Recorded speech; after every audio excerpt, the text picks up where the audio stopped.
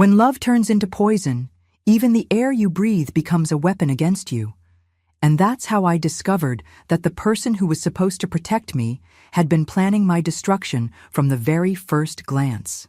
Good afternoon, my dears. This is Grandma Nellie, with my 76 years well lived, speaking directly from my little home in Savannah, Georgia. A city that holds stories between its cobblestone streets and the gentle waves at Tybee Beach. The sound of the ocean has always calmed me, even during the darkest days of my life. Today, I've decided to share with you a story I've kept in my heart for more than 5 decades. Before I begin, I want to thank all of you who are following my channel. If you're enjoying my story, go ahead and leave a like, subscribe to the channel, and tell me in the comments where you're watching this video from. It could be your city, your state, or even your country if you're far from our United States. Grandma loves knowing that people from all over are listening to me. It brings such joy to my heart. And did you know there's a $700 giveaway happening on this channel among all subscribers? Just comment where you're watching from and give this video a thumbs up, and you'll automatically be entered to participate. So comment below. I was born in 1949 in a small town called Oak Ridge in rural Kentucky, a place where gossip traveled faster than the creek water during heavy rain and where everybody knew everybody's business. My childhood wasn't the easiest. My father, well, I only knew his name, Joseph Carter. According to my mother, Dorothy, he went out to buy cigarettes when I was 2 years old and never came back. Went to buy cigarettes in another country, she would say bitterly whenever I asked. I grew up with just my mother, but just doesn't mean well. Dorothy was a difficult woman, the kind who seemed to be born with bile instead of a heart. She worked as a laundress, scrubbing other people's clothes from dawn to dusk, and unloaded all the frustration that life had piled on her onto me. One wrong look, one word too loud, and her slipper would come flying in my direction. "You're just like your father, Nellie, a burden I carry," she would say almost every day. "If it weren't for you, I could have found another man, had a better life." I grew up believing I was a mistake, a problem, an inconvenience. I woke up walking on eggshells, went to bed praying I wouldn't give her a reason to be angry the next day. The house where we lived was small, one room divided by an old sheet that served as a wall between the living room and the bedroom. No privacy, no peace, no rest. It was against this backdrop that I met Arnold at 17. I was working at a grocery store downtown, arranging shelves and working the register. He walked in one December afternoon, tall, strong, with a smile that lit up the whole place. He asked for a pack of cigarettes and, while I was looking for change, looked at me in a way nobody ever had before. "What's your name, miss?" he asked. "Nellie," I answered, feeling my face burn with embarrassment. "Pretty name for a pretty girl," he said, taking the change and leaving a small business card in my hand. "I work at City Hall. If you need anything, just come find me." I kept that card like it was treasure. Arnold Wilson, Public Works Department, City Hall. An important man, educated, handsome, had shown interest in me. The girl who grew up hearing she was a burden, a problem, leftovers. In the days that followed, he began to frequent the store. He always bought something small, a candy, a soda, a newspaper, and would chat with me during the quiet moments when the store was empty. He talked about the town, about City Hall projects, asked about my life.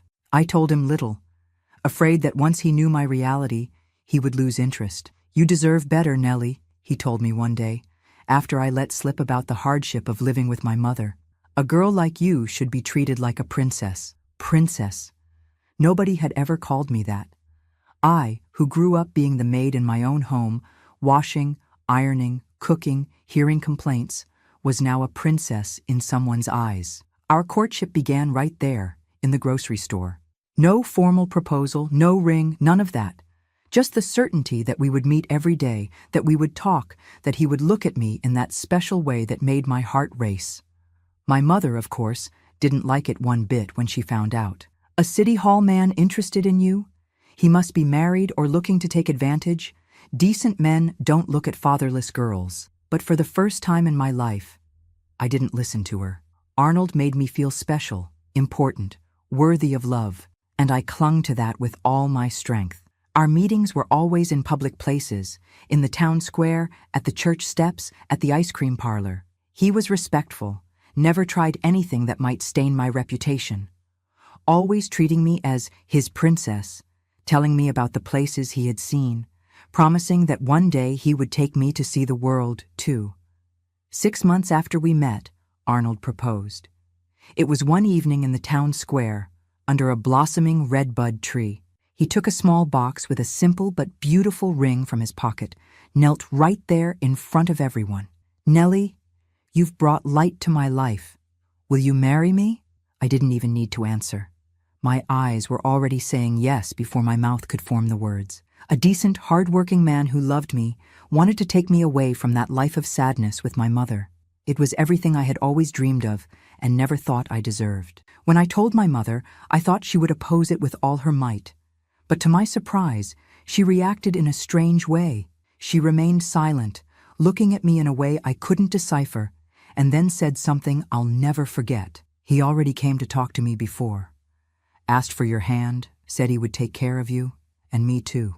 I was confused. Arnold had never mentioned this, never said he had spoken with my mother. Why would he hide something like that from me? But I was so intoxicated with happiness that I let it go. Maybe it was a surprise. Maybe he wanted to do everything properly, the traditional way. The wedding was set for 3 months later. Time enough to get the documents in order, borrow a dress from the store owner's daughter, arrange a simple reception in the church hall. It wouldn't be anything grand, but it would be mine. It would be the beginning of my liberation. On my wedding day, I looked at myself in the improvised mirror in our house and barely recognized myself. The white dress, even though it was second-hand, transformed me. My hair done by the neighbor who was a hairdresser, pink lipstick on my lips, a sparkle of happiness in my eyes that I had never seen before. "You look nice," my mother said dryly, as if the words cost her something to say. He got lucky. It was the closest thing to a compliment I'd received from her in my entire life. The ceremony was simple and quick. Arnold looked handsome in his navy blue suit, hair neatly combed, the smile that won me now officially mine for the rest of my life. When the pastor declared us husband and wife, I felt that finally my life was truly going to begin. The surprise came after the small reception. I thought we were going to the house Arnold had rented, as he had told me. But the car stopped in front of my mother's house. "What are we doing here?" I asked, confused. "Surprise, my love," he said, kissing my hand. "I renovated your mother's house. We're going to live here with her." My heart froze. Live with my mother? Continue in that house that only brought me bad memories? This wasn't the plan. This wasn't the liberation I was expecting. "But you told me we would have our own house. And we will, Princess. But your mother is alone. She's getting older. We can't abandon her. Family is important. And now we're a family, the 3 of us." His smile remained the same, but there was something in his eyes, something I couldn't identify at the time, that should have warned me. A different gleam, calculating. But I was so confused, so caught between the joy of the wedding and the shock of the news, that I let it pass. We entered the house. Indeed, it was different. Fresh paint, some new furniture, even a radio in the living room. But it was still that house, those walls that had witnessed so many humiliations. And my mother was there, waiting for us, with a smile I had never seen before. A smile that should have also warned me. "Welcome to our home," she said, hugging Arnold first, then giving me a quick, awkward hug. "I'm so happy we're all going to live together." That first night, as a married woman, lying in the bed that Arnold had bought for our room, actually, the same space where I used to sleep, only now with a real wall separating it from the living room, I tried to convince myself that everything would be fine, that his love would compensate for my mother's constant presence, that that house could transform into a happy home. Arnold was affectionate, patient, treated me with respect, made me feel loved for the first time in my life. I fell asleep in his arms, believing that, despite the unpleasant surprise, my future would be happy beside that man. But little did I know that that night was just the beginning of a nightmare disguised as a love dream, that that man who called me princess had plans very different from making me happy, that my own mother, the one who should protect me, was involved in a plot that would destroy everything I was. The first months of marriage were like walking through a minefield disguised as a flower garden. On the outside, everything seemed perfect. Arnold was attentive, brought gifts, introduced me as his princess to everyone in town. Even my relationship with my mother seemed to be improving. She no longer yelled at me, no longer criticized my every move. She observed our interaction with a strange silence, almost as if she was waiting for something. But gradually, small things began to change. Arnold decided everything: what I wore, what I ate, who I could talk to. Always with a smile, always saying it was for my own good, that he wanted to protect me from the outside world. "Princesses don't need to work," he said, when I announced I wanted to return to the grocery store. "I'll take care of you. Your only concern should be making me happy." And so, without realizing it, I became a prisoner in that house I had so wanted to leave. The prince who came to rescue me had transformed into my jailer, and the worst was just beginning. 6 months after the wedding, I realized that the chains of love can be as heavy as those of hate, and how blind are the eyes of someone who wants so desperately to be loved. The change came slowly, like water dripping and forming a puddle without you noticing. Arnold started coming home later from work, smelling of cigarettes and whiskey. The man who before didn't drink, because I need to always be clear-headed to take care of my princess, now arrived stumbling, with a different look that gave me chills. The first time he raised his voice at me was because of a dinner I took too long to prepare. I had been waiting for him for hours, the food already cold, when he came in slamming the door. "What kind of garbage food is this? Cold like this? Is this how you welcome your husband after a whole day working to support this house?" My mother, sitting in the corner of the living room, said nothing. She just observed with those eyes that seemed to know exactly what was coming. "I'm sorry, Arnold. You were late, and the food—" I didn't finish the sentence. The slap came hard, making my face turn with the impact. The taste of blood invaded my mouth as I tried to understand what had happened. My husband, my prince, had hit me, in front of my mother. "Never talk back to me. Never make excuses. You are my wife, and you'll do what I say when I say it, the way I say it." I looked at my mother, expecting any reaction, any word in my defense. But she just got up, went to the kitchen, and came back with the plate she had kept in the oven. "I heated it up for you, Arnold. Nellie didn't mean any harm. She's still learning to be a good wife." That night, lying next to the man who hours before had assaulted me, I cried silently.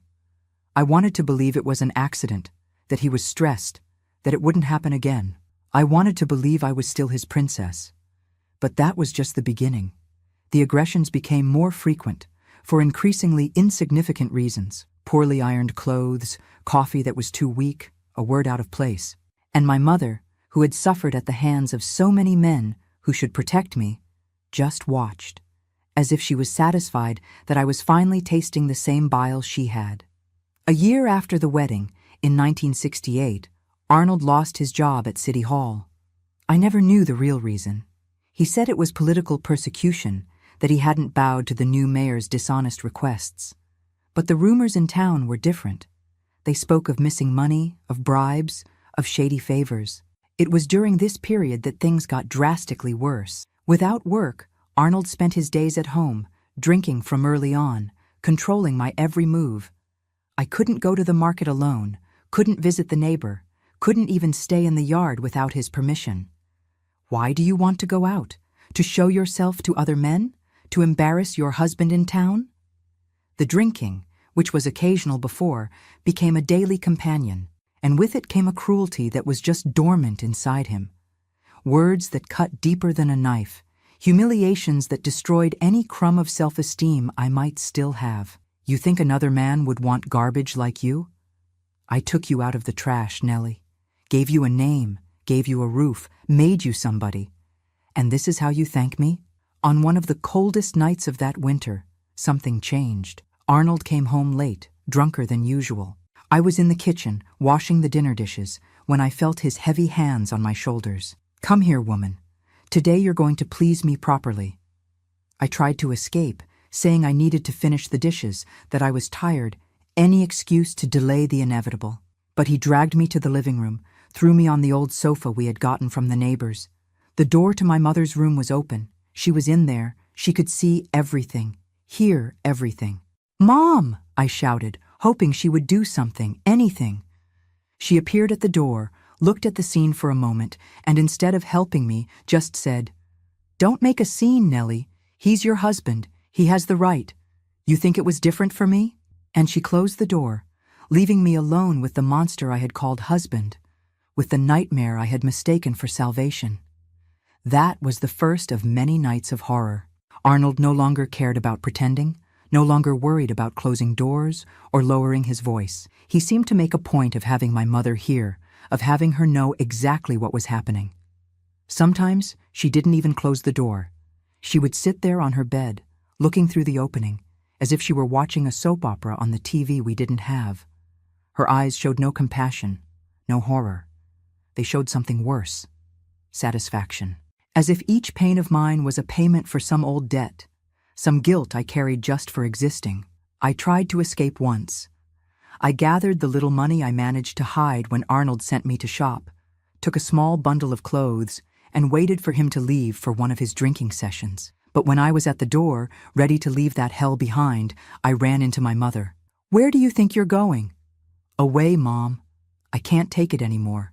Please, let me go." She looked at me for a long moment, then smiled in a way I'll never forget. "And where will you go? Who will want a used woman like you? What do you know how to do besides take beatings? Are you going to become a woman of the streets? Is that it? Shame this family even more? Anything is better than this, Mom. Why don't you help me? Why do you let him do these things to me? Why do you watch? Because you need to understand what real life is like, Nellie. I went through this. My mother went through this. It's the fate of women like us. At least you have a roof, have food on the table. You think it's better out there?" In that moment, I understood that I was alone, that I couldn't count on anyone in that town, much less the woman who brought me into the world. That hell wasn't the walls of that house. It was the people inside it. I went back to the room, put the bundle under the bed, and prepared for another night of terror. Hope, which they say is the last to die, was agonizing inside me. The months turned into years. 3 years a prisoner of a marriage that was anything but a union. 3 years serving as a punching bag during the day and an object at night. 3 years watching my mother transform into a silent spectator of my destruction.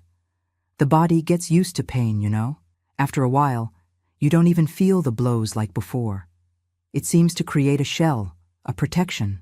But the soul never gets used to it.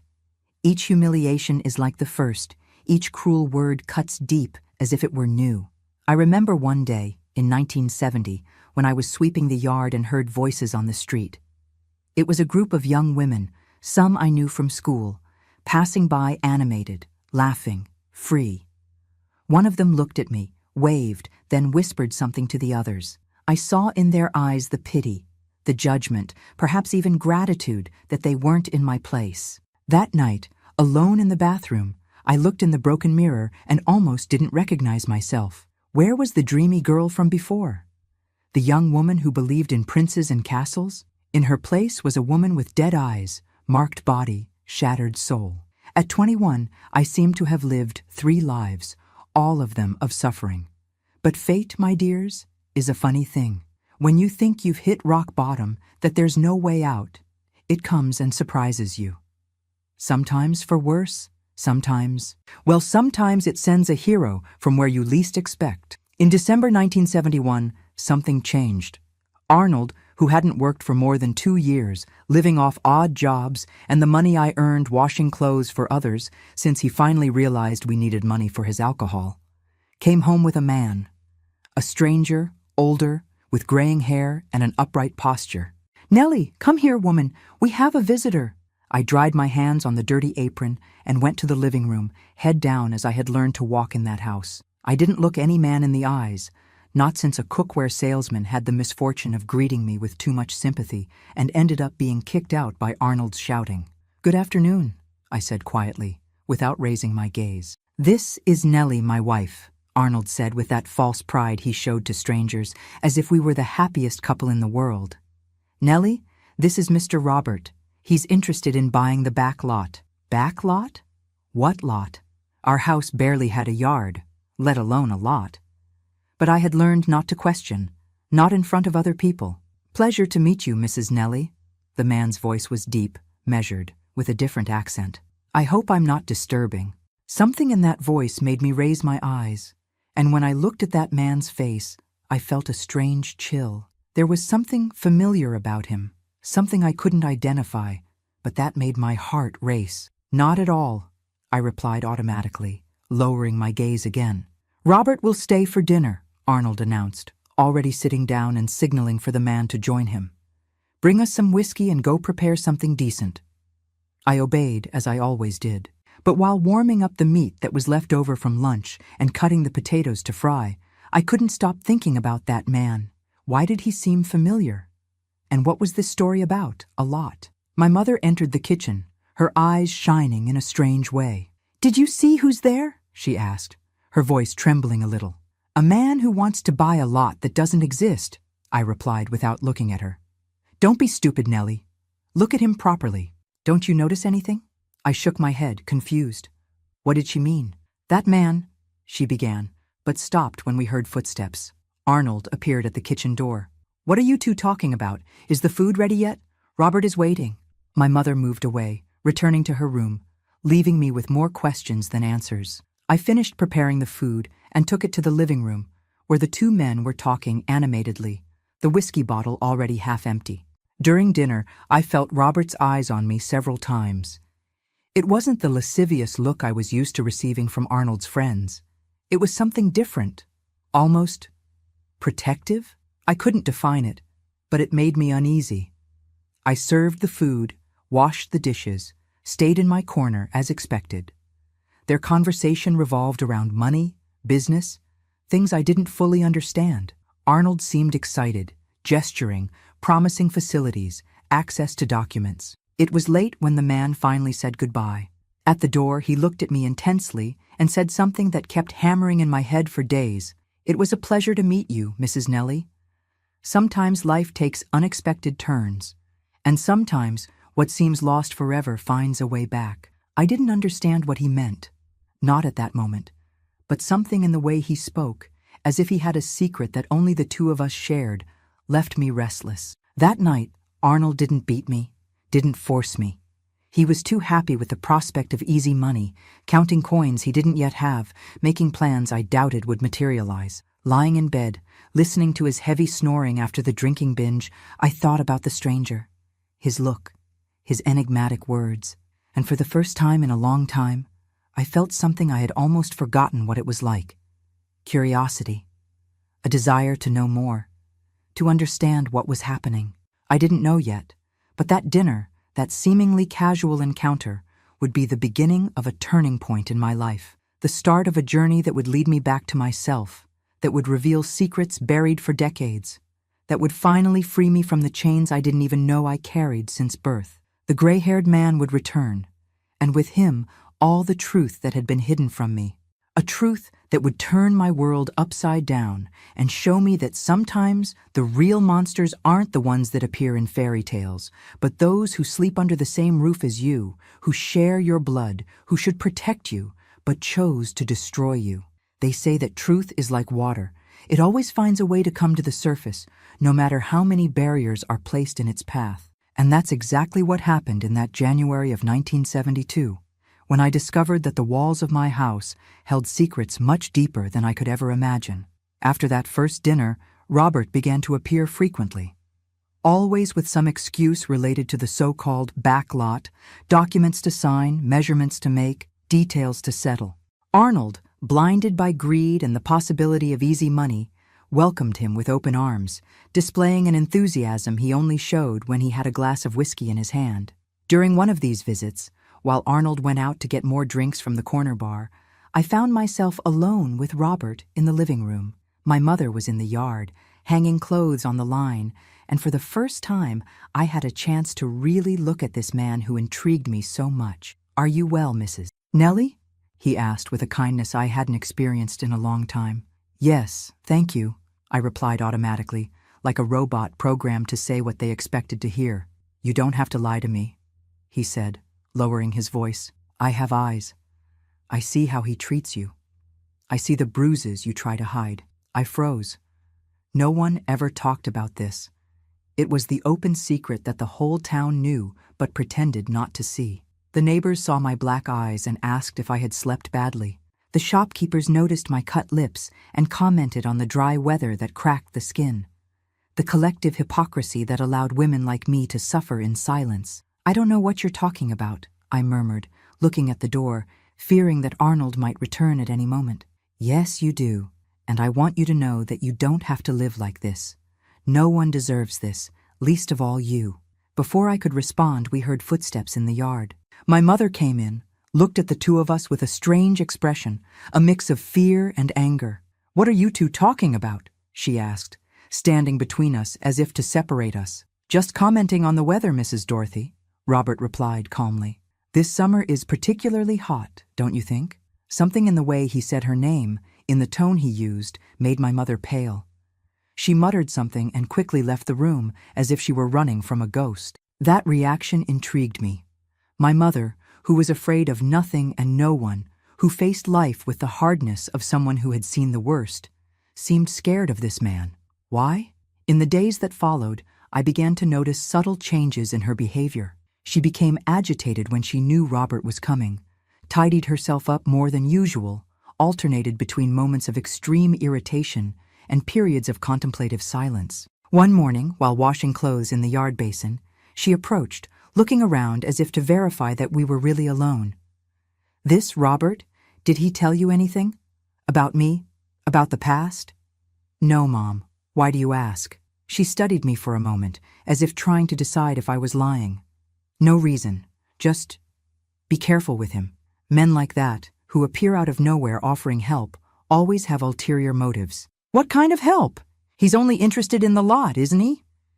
My mother gave a dry laugh without humor. Lot? Sure, that's what Arnold thinks.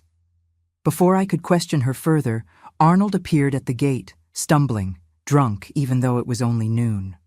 My mother quickly moved away, leaving me with more questions than answers. That afternoon, the hell I lived in daily got worse. Arnold, irritated for some reason that only existed in his drunken mind, began breaking things around the house, shouting senseless accusations. You've been having little talks with that old man, haven't you? You think I don't see the looks between you? You think I'm an idiot? I tried to calm him down, swear there was nothing, that he was imagining things, but alcoholic fury doesn't listen to reason, doesn't accept explanations. The first blow hit my stomach, making me double over in pain. The second, on my back, when I was already down. I lost count of how many came after. I only know that at some point, the pain was so great that I couldn't feel it anymore. I heard, as if from very far away, his screams, the insults, the threats. And I also heard something else, the silence of my mother, who watched everything from the bedroom door without moving a finger to help me. When he finally stopped, exhausted from beating me so much, Arnold threw himself in the chair, opening another bottle. That's for you to learn. Next time I catch you being cute with that old man, I won't stop until I kill you. I dragged myself to the bathroom, leaving a trail of blood on the floor.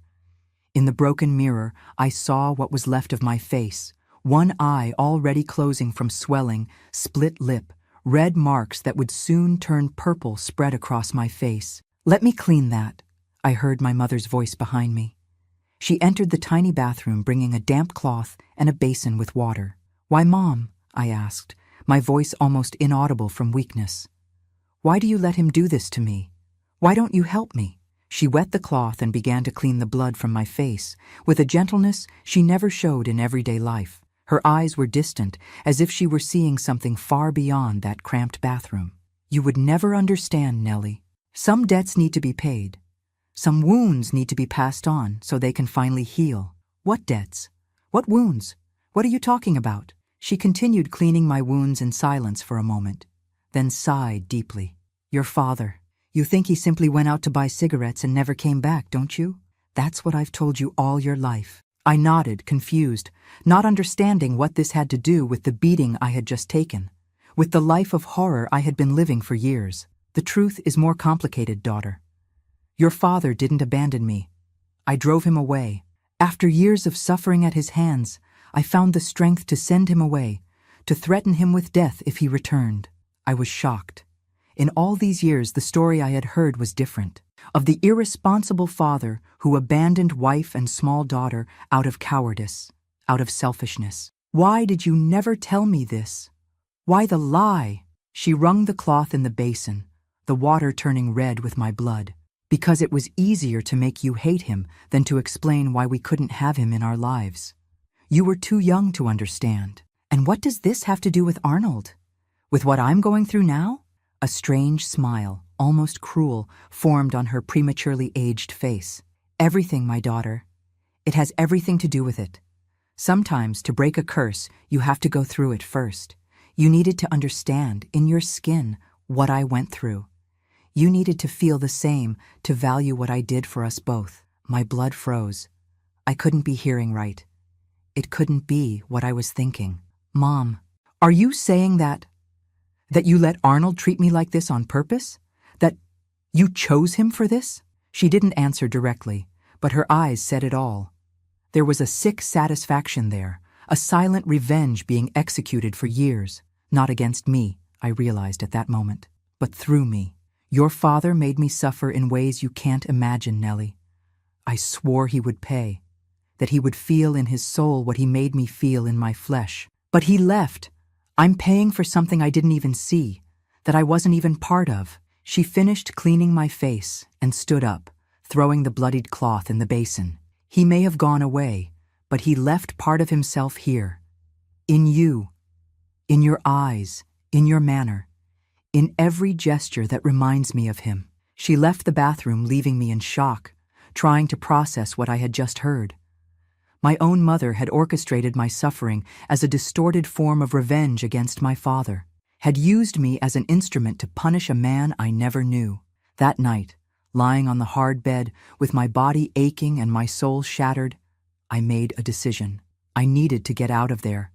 No matter how, no matter where. I needed to escape before that house, those people, that hatred consumed me completely. But how? Without money? Without support? Without anyone to turn to? The whole town pretended not to see. The police didn't get involved in family matters. The church preached the submission of wife to husband. That's when I remembered Robert. The understanding look, the kind words, the veiled offer of help. Could it be? Could he be the only person willing to extend a hand to me in that sea of indifference? The problem was how to contact him. Arnold would never allow it, and after the beating that day, I was sure he would be even more vigilant. My mother, now that she had revealed her true nature, was more enemy than ally. The opportunity came a few days later, when Robert appeared without warning one afternoon, when Arnold had gone out to resolve something at City Hall, probably another scheme to get money. I was in the yard, hanging clothes on the line, my face still marked by the recent violence, when I heard his voice calling me from the gate. "Mrs. Nellie, may I come in? I need to speak with Arnold about the lot documents." I looked around, nervous. My mother had gone to the market. We were alone. It was now or never. "He's not here," I replied, approaching the gate. "But I need to speak with you. It's urgent." Robert entered, his face hardening when he saw the marks on my face, the bruises that the long-sleeved dress couldn't completely hide. My God, what did he do to you? I couldn't answer. The tears, which I had repressed for so long, came like a flood, uncontrollable. I collapsed right there, in the middle of the yard, sobbing like a child. Robert approached, hesitant, as if afraid of startling me. "It's okay, Nellie. You can cry. Sometimes that's what we need to start healing." Between sobs, I told him everything. The years of abuse, the increasingly worse aggressions, the recent discovery about my mother's participation in that nightmare. I spoke non-stop, as if a dam had broken inside me, releasing at once all the horror I had kept inside. He listened in silence, his eyes growing harder, more determined with each word of mine. When I finished, exhausted and relieved at the same time for finally having spoken aloud the whole truth, he held my hands in his. "Nellie, there's something I need to tell you, something that will change everything you believe you know about your life." I looked at him, confused, unable to imagine what could be so important at that moment, when all I wanted was to escape, survive, Start over anywhere far from there. There is no lot, he began, his voice heavy with contained emotion. There never was. It was just an excuse to get close, to enter this house, to find you. I don't understand. Why? Who are you really? He took a deep breath, his eyes meeting mine with an intensity that made me tremble. My real name isn't Robert. It's Joseph Carter, and I am your father, Nellie. The world seemed to stop in that instant. The man before me, the stranger who had appeared out of nowhere offering business to Arnold, was the ghost that had haunted my life forever. The man who, according to my mother, had abandoned us. The man who, according to her recent confession, she had driven away. My father? The word sounded strange in my mouth, an almost abstract concept for someone who grew up without this figure. Yes, daughter, I know it's a shock, that you must be confused, angry perhaps. You have every right, but I need you to listen to me. The story you know isn't true. Neither the first version your mother told, nor this new one she invented. I leaned against the wall, my legs weak from the revelation. My father, there, in front of me. After so many years believing I had been abandoned, rejected, forgotten, why now? Where were you all these years? Why did you let all this happen to me? His hands, wrinkled by time but still strong, trembled slightly. It's a long and painful story, Nellie, and we don't have much time before your mother or Arnold returns. But I promise to tell you everything, explain every detail. Now the most important thing is to get you out of here, ensure your safety. Part of me wanted to scream, demand immediate answers, unload on him all the accumulated pain of a life of abandonment. But another part, perhaps wiser, understood that this moment was crucial, that I couldn't waste it with recriminations that could wait. How? Arnold will never let me go. And my mother, she'll tell him. She'll help him find me. I have a plan. It's not perfect, but it's our best chance. It will require courage, Nellie. More courage than you've already shown just by surviving all these years in this hell. At that moment, we heard the front gate opening. My mother's voice called from the entrance, announcing she had returned from the market. Robert, or rather my father, quickly moved away, whispering, "Tomorrow, at 3 in the afternoon, I'll be waiting in the church square with a car.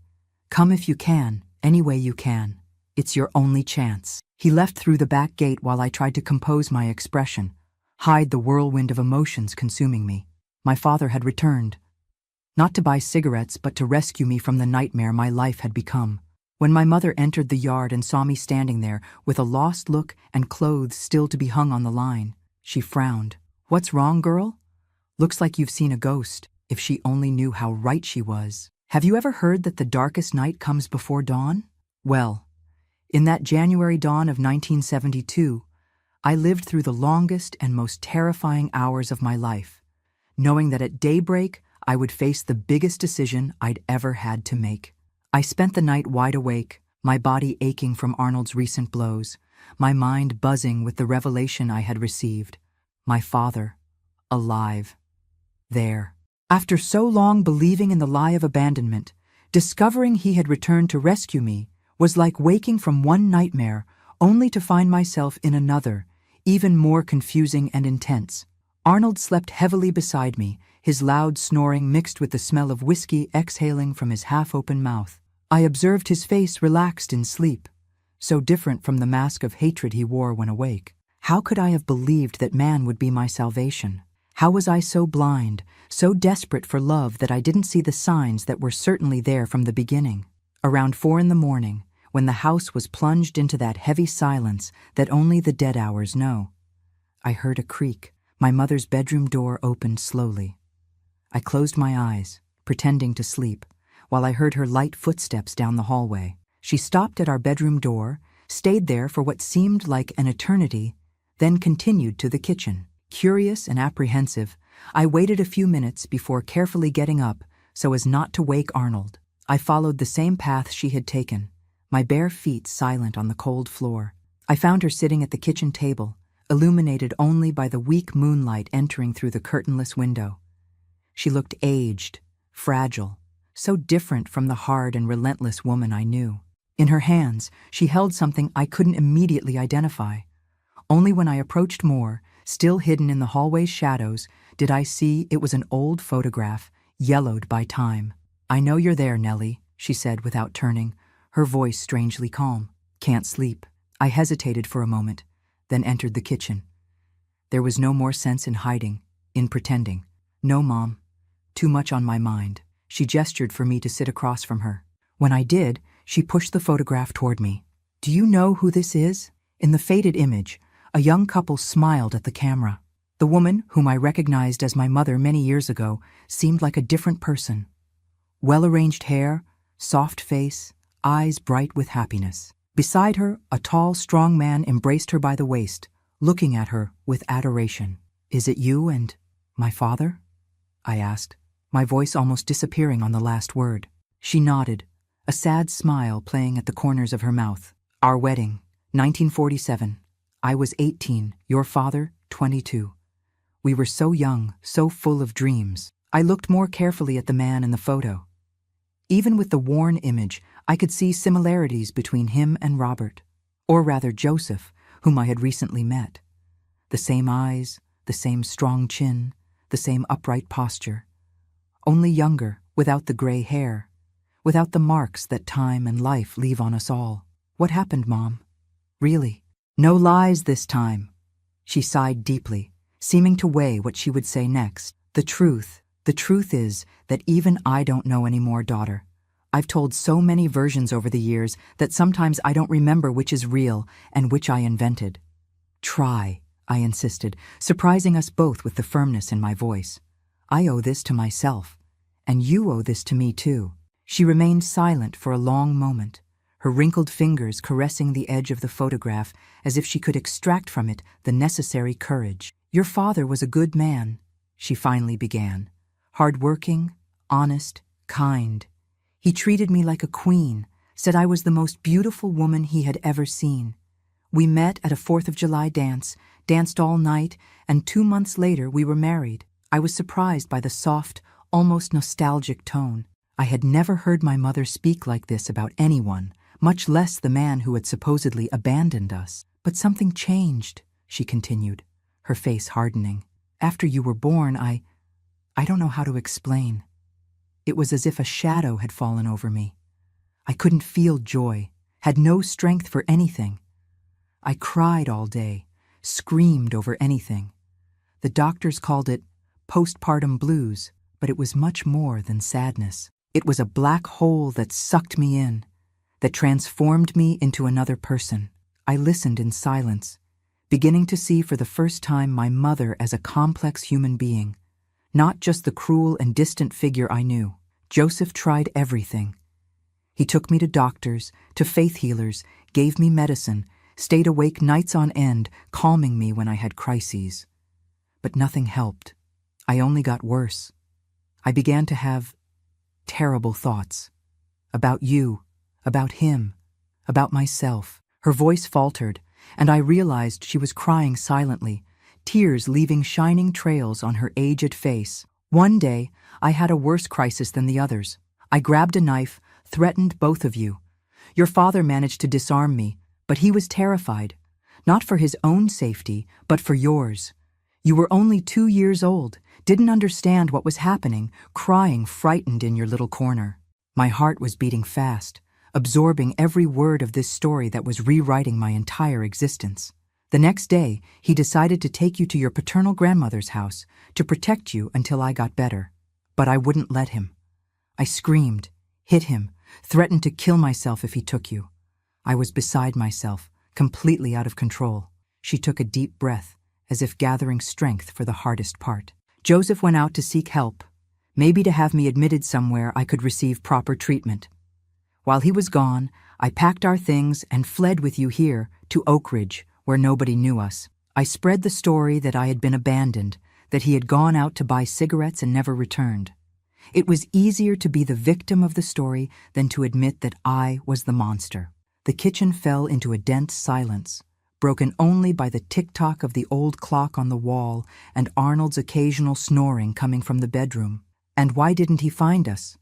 Why did it take so long?" "He tried." My God, how he tried. In the first years, I received news from acquaintances that he was looking for me everywhere. But I always moved houses, always spread different lies, always used my maiden name instead of his. And then I met Arnold. Her voice hardened, saying the name. He noticed my vulnerability, my constant fear of being found. He promised to protect me, said no one would ever separate us. At first, I thought I had found an ally, someone who would understand my situation, who would help me raise you. But that's not what happened, I stated, more a realization than a question. No, she agreed, sadly shaking her head. Arnold is a predator. He saw in me an easy prey, a woman alone, troubled, with a small daughter to raise. When I finally realized what kind of man he was, it was too late. He knew too much, had too much control over our lives. And that's why you let him treat me that way? Out of fear of him? She raised her gaze, her eyes meeting mine for the first time in that conversation. At first, yes. Then, I can't explain, Nellie.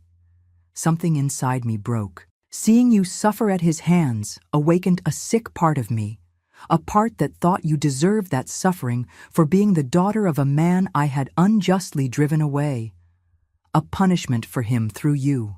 The cruelty of that confession hit me like a punch. Even after everything I had been through, it was still difficult to accept that my own mother had consciously allowed my suffering as a distorted form of revenge. And now?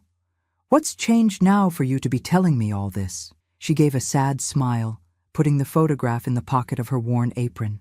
He came back, didn't he? Joseph, or Robert, as he's calling himself now. I thought it was a ghost when I first saw him. After so long, so many years hiding, lying, he found us. I remained silent, neither confirming nor denying. I didn't know how much I could trust her, how much her apparent vulnerability was genuine. You don't need to say anything, she continued. I saw how he looked at you, how he searched for his features in your face. A father always recognizes a daughter, no matter how much time passes. What are you going to do? I asked, tense. Are you going to tell Arnold? She slowly shook her head. No, I've caused enough damage in this life. More than any person should carry on their conscience. She got up with effort, seeming to carry the weight of the world on her shoulders. Before returning to her room, she stopped beside me and, in a gesture I don't remember receiving before, kissed the top of my head.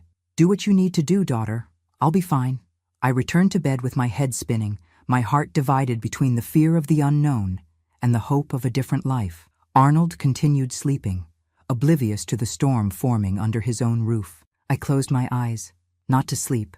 I knew sleep wouldn't come, but to organize my thoughts, to gather courage for what would come next. When the sun finally rose, bringing a new day and the promise of a new life, I had made my decision. I got up silently, gathered the few things I wanted to take, my grandmother's ring, a less worn dress, a photo of a cousin who had been my only friend in childhood, and hid them in a small bundle under the kitchen sink, where Arnold never looked. The day dragged on in almost unbearable tension. Each minute seemed like an hour, each noise startled me. Arnold, fortunately, left early to take care of business, probably drinking at the bar and playing cards with other bums like him. My mother remained quiet, avoiding my gaze, but also not doing anything to hinder my silent preparations. At 2:30 in the afternoon, with my heart almost coming out of my mouth, I took the hidden bundle and told my mother I was going to the market to buy vegetables for dinner. She just nodded, sitting in the worn rocking chair with a distant look, as if already getting used to my absence. At the door, I hesitated. Despite everything, she was my mother, the only family I knew until a few hours ago. Leaving her there, with Arnold, knowing how violent he was. Go, she said without looking at me. Don't worry about me. I've lived enough, caused enough pain. Maybe this is what I deserve. I wanted to say something, that I forgave her, that I understood, that I would come back for her when I was safe. But the words stuck in my throat. With one last look at the house that had been my prison for so many years, I went out into the sunny street. The path to the church square never seemed so long. Each person who passed by me seemed to know my secret. Each look seemed accusing. What if Arnold returned earlier? What if my mother changed her mind and told him? What if my father, it was still strange to think of him that way, wasn't there as promised? So many what ifs that my head was spinning. But I continued walking, one foot in front of the other, the small bundle pressed against my chest as if it were a shield. When I finally reached the square, the church clock marked 5 minutes to 3. I looked around, anxious, searching for the car he had mentioned. The square was almost deserted in the afternoon heat, just a few ladies sitting on benches chatting and children running after kites. 3 o'clock. No sign of him. Panic began to set in. What if it was all a trap? What if my mother was right about him having ulterior motives? 3:05. My heart sank. Maybe I'd been foolish to believe, to hope that after so many years someone really cared, really wanted to save me. That's when I saw the dark blue car slowly turning the corner. I didn't know much about automobiles, but it looked new, well-maintained, so different from the old, dusty cars I saw in town. It stopped exactly where I was, and the driver's window lowered, revealing the anxious face of Joseph Carter, my father. Nellie, thank God you came. Get in, quick! He didn't need to ask twice. I got into the car, feeling the coolness of the air conditioning, a luxury I had never experienced before, and the smell of new leather seats. I thought you wouldn't come, he said, pulling away as soon as I closed the door. I thought you had changed your mind, or that something had happened. I almost didn't come, I confessed, still clutching my small bundle. I have so many questions, so many doubts. And I have all the answers, daughter. Or at least, all the ones I know. But first, we need to leave this town. We're not safe here. As the car gained speed, leaving behind the familiar streets of the town that had been my home and my prison, I looked out the window one last time. The past was being left behind. The years of abuse, the complicit silence, the lies that had built my life. Before me, an uncertain but full of possibilities future opened up. And beside me, driving with determination on the road that would take us far from there, was the man who, against all odds, had returned to fulfill the promise made so many years ago, to protect his daughter, even if it meant facing his own demons. Where are we going? I asked, when we were already on the road leading out of town. He smiled, a smile that seemed so familiar to me, even though it was the first time I saw it. Home, Nellie. We're going home. And so began the most important journey of my life, not just to a new place, but to a new version of myself. A version that, finally, could learn what it meant to be truly loved. Have you ever felt as if you were being born again? As if your entire previous life was just a nightmare from which you finally managed to wake up? That's exactly how I felt in that January of 1972. When I left behind the prison, I called home and set off toward the unknown with a man who was both a stranger and my blood. During the first hours of the journey, I remained silent, clutching my small bundle, still expecting to wake up or discover that it was all an elaborate trap. Joseph Carter's car, my father, it was still strange to think of him that way, followed the road that cut through rural Kentucky, taking us further and further away from Oak Ridge and the shadows that haunted me. I know you have thousands of questions, he said when we had been on the road for a few hours, and I promise to answer them all. But first, you need to eat something. You're too thin, daughter. We stopped at a simple roadside diner. It was a clean place, with checkered tablecloths and ceiling fans lazily turning. I sat uncomfortably, looking around like a cornered animal. How long had it been since I had entered such an establishment? Arnold never took me out to dinner, said it was a waste of money, that a woman's food should be made at home. You can order whatever you want, Joseph said kindly. Don't worry about the price. I looked at the menu without knowing what to choose. So many options. So many dishes I didn't even know.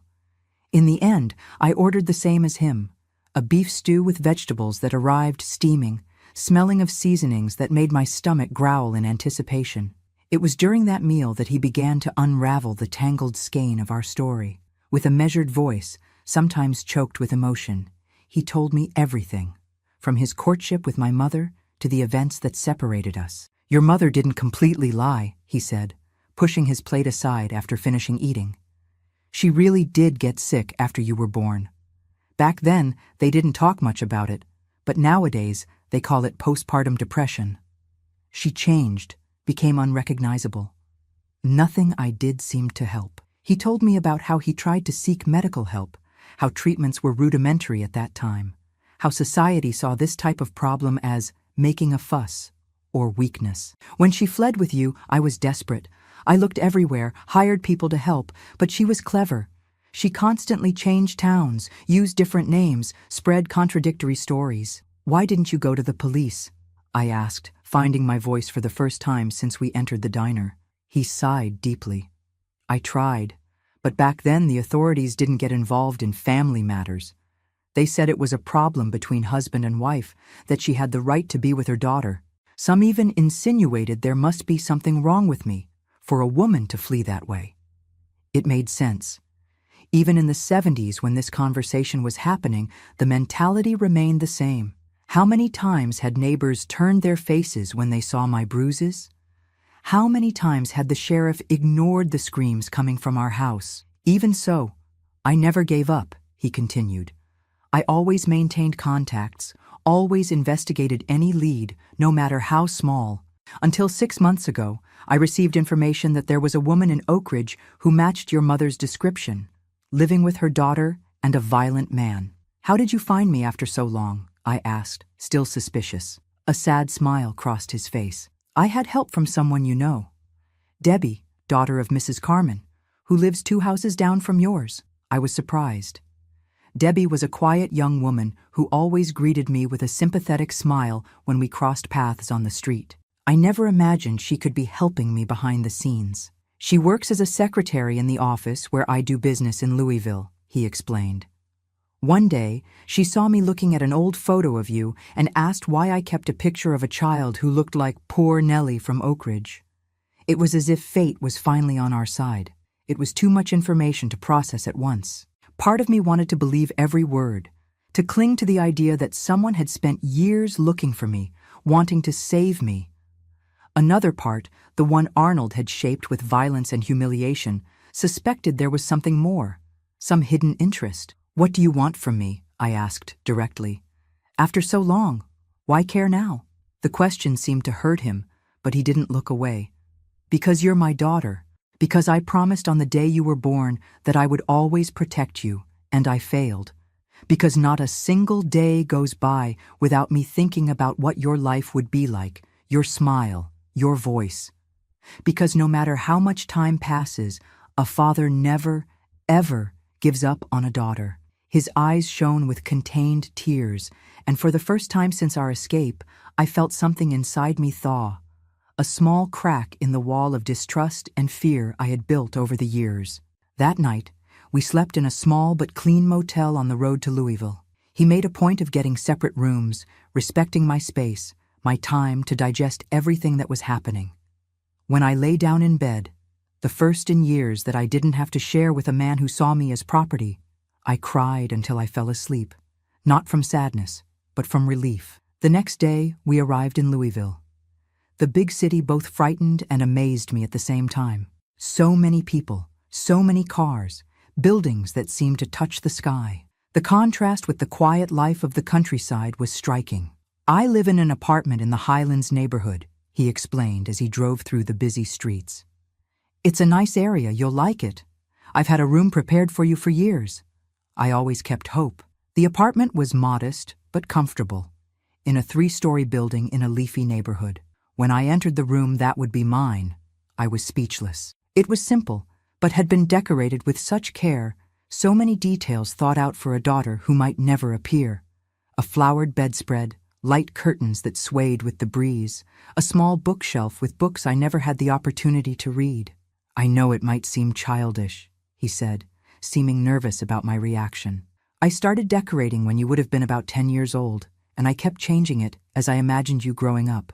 If you don't like it, we can redecorate, buy new things. It's perfect, I whispered, touching the soft bedspread with my fingertips, as if it were a dream that could dissolve at the slightest contact. The first months in Louisville were of adaptation and discoveries. Joseph Carter, whom I asked to call Dad after a few weeks, owned a small printing shop that printed materials for businesses in the region. He had a stable life, comfortable without being luxurious. And most importantly, he was a kind, patient, respectful man. At first, I would startle at any sudden movement, cower when he raised his voice to speak on the phone, ask permission for everything, to eat, to leave the room, to take a shower. Ingrained habits of someone who lived years under tyranny. "Nellie," he told me one day, holding my trembling hands after I broke a glass and panicked waiting for punishment. "This is your home. You are free here. Free to come and go, free to speak, free to be whoever you want. Never, ever will I raise a hand to you. Never will I humiliate or control you. You are my daughter, not my property." They were simple words, but they planted the first real seed of healing in my devastated heart. With time, I opened up, regaining my autonomy, rediscovering who Nellie was beneath the layers of fear and submission.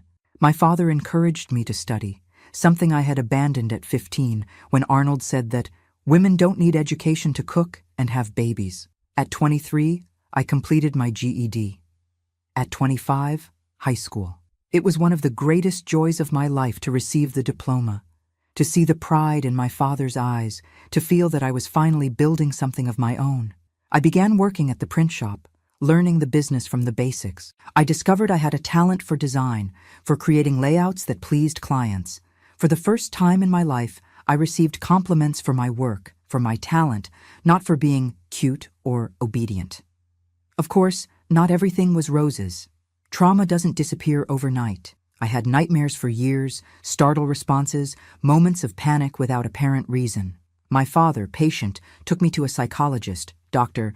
Claire, a woman ahead of her time who helped me understand that I wasn't to blame for what happened, that I didn't deserve the abuse, that I had a right to a happy life. "What happened to my mother?" I asked my father one night, almost 2 years after the escape. It was a question I had avoided for a long time, divided between concern and resentment. He hesitated, choosing his words carefully. "She refused help when I offered. Said she deserved to stay where she was, with whom she was. But I hired someone to keep an eye on her, to ensure Arnold didn't do anything too severe to her." "And him? He never looked for us?" "He tried at first. He went to Debbie's house, threatened her family.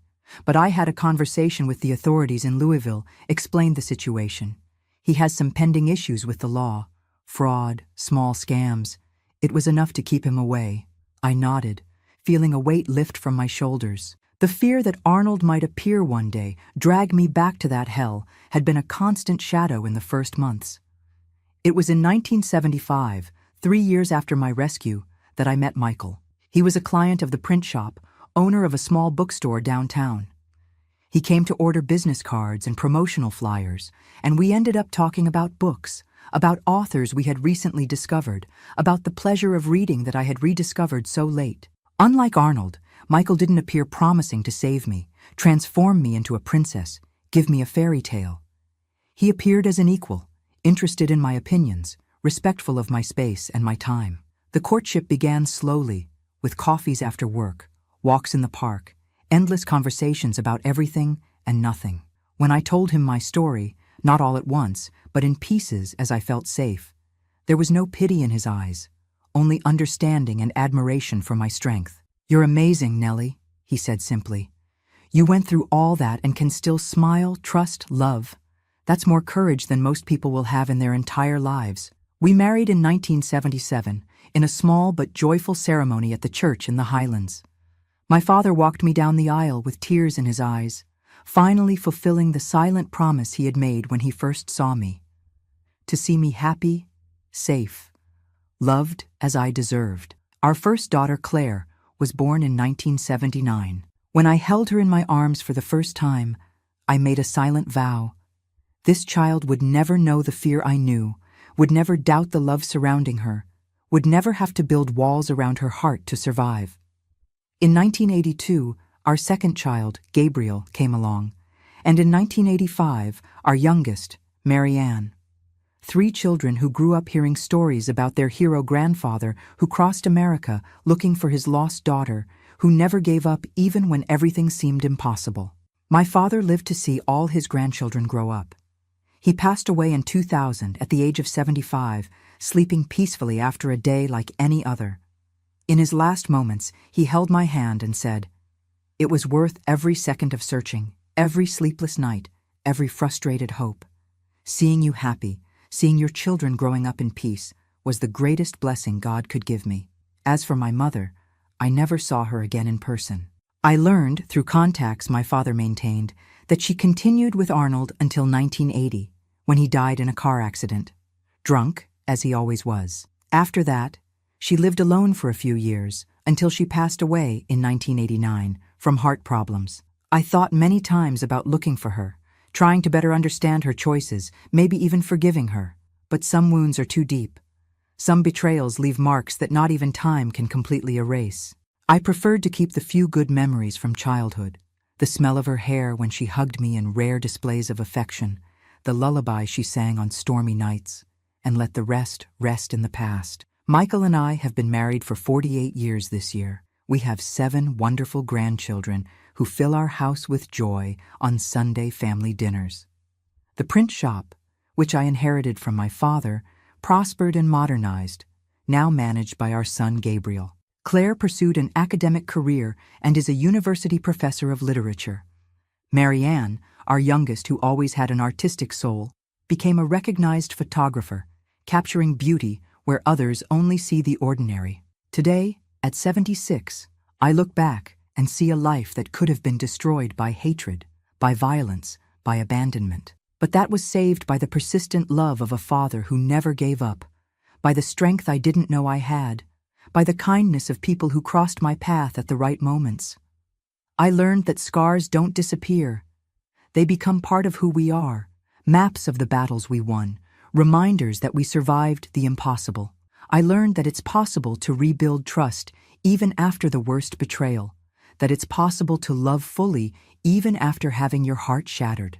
And mainly, I learned that our story doesn't have to be our sentence, that we can rewrite the following chapters, change the course of the narrative, transform a tragedy into a testimony of overcoming. My dears who have accompanied me this far on this journey, thank you so much for listening to a grandma tell her story. If you enjoyed this account, don't forget to leave your like, subscribe to the channel, hit the notification bell to receive updates on upcoming videos, and comment where you're watching from to participate in the $700 giveaway for subscribers of the Grandparents' Tales channel. Your participation is very important to me and to all the grandparents who have found in this space a way to share their experiences. After all, our stories only stay alive when they are heard, when they touch hearts, when they inspire other people not to give up on their own happy endings. A warm hug from this grandma who learned that even in the darkest nights, there is always the possibility of a new dawn. Until the next video, my dears.